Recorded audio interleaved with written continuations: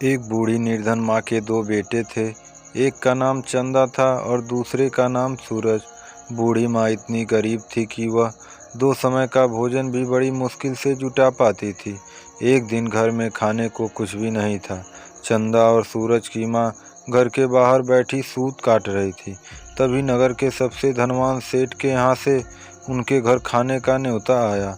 सेठ की हवेली बूढ़ी माँ के घर से बहुत दूर थी। बुढ़िया ने अपने दोनों बेटों चंदा और सूरज को अपने पास बुलाया और कहा, बच्चों, आज सेठ की हवेली में पूरे नगर वासियों के लिए भोजन की व्यवस्था है। हमें भी वहाँ बुलाया गया है।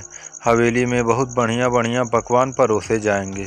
पकवानों की बात सुनते ही चंदा और सूरज के मुंह में पानी आ गया। बूढ़ी माँ अपने दोनों बेटों को एक एक झोला देते हुए बोली, बच्चों, इस बुढ़ापे में मैं इतनी दूर चलकर भी नहीं जा सकती।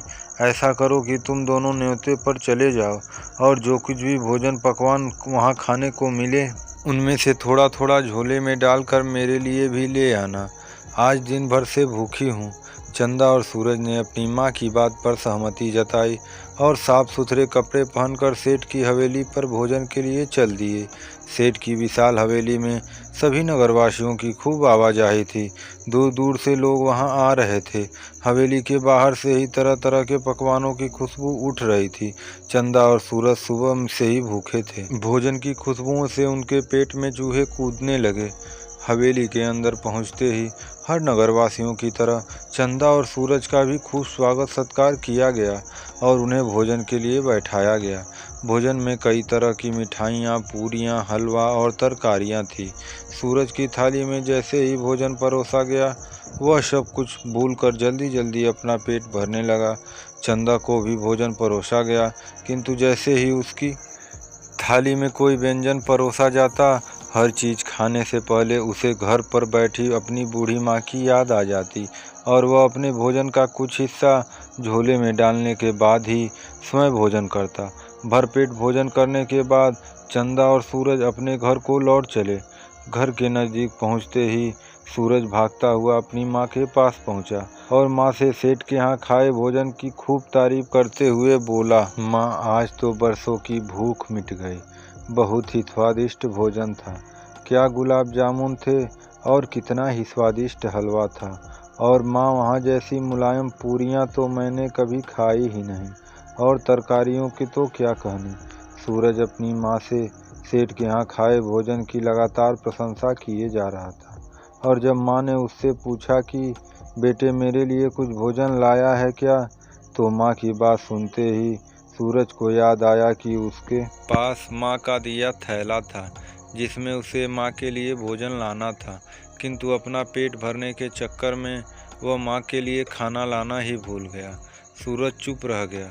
सूरज के हाथ में खाली थैला देख माँ को सब बात समझ में आ गई। इतने में ही उस बूढ़ी माँ का दूसरा बेटा चंदा दौड़ता हुआ माँ के पास पहुँचा और जल्दी से थैला अपनी माँ के हाथ में देते हुए बोला, लो माँ, जल्दी से खाना खाओ। सेठ के यहाँ बहुत ही स्वादिष्ट खाना बना था। मैं तुम्हारे लिए वे सब व्यंजन लेकर आया हूँ जिन्हें मैंने वहाँ खाया था। बहुत रात हो चुकी है। माँ, तुम्हें बहुत भूख लगी होगी ना। अपने बेटे चंदा की बात सुनकर उसकी माँ की आंखों में आंसू आ गए।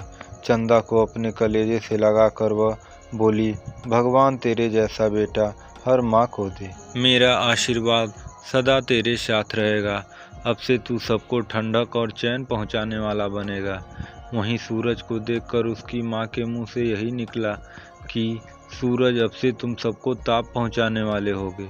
तुम्हारी अग्नि इतनी तेज होगी जिसके पास जाकर सब कुछ भस्म हो जाएगा। कहते हैं कि आसमान में चंदा और सूरज उस बूढ़ी माँ के ही दो बेटे हैं जो तब से ही अपनी अलग अलग प्रकृति के कारण अलग अलग समय पर उदय और अस्त होते हैं। चंदा जहाँ अपनी ठंडक से धरती को शीतल रखता है, वहीं सूरज अपनी अग्नि से धरती पर ताप पहुँचाता है। और चंद्रमा पर तो सूत काटती बुढ़िया का अक्स हमेशा दिखाई देता है। वह सूरज और चांद की वही बुढ़िया माँ है जो अपने बेटे चांद के प्रेम और करुणा भरे स्वभाव के चलते हमेशा उसके पास रहती है।